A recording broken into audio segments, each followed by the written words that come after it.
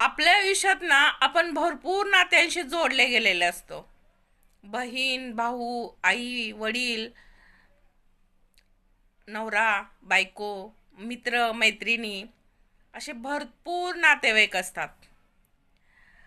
आणि यातून एक गोष्ट लक्षात येते, ज्यावेळी आपल्याला म्हणजे फसवलं गेलंय ह्याच्यापेक्षा जास्त त्रास तेव्हा होतो ज्यावेळी आपल्याला कळतं की आपला वापर केलेला आहे.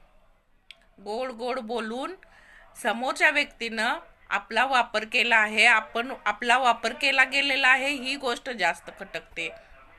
तर ह्या कलियुगात मला एकच सांगायचं आहे, आपला वापर करू देऊ नका. सतर्क राहा.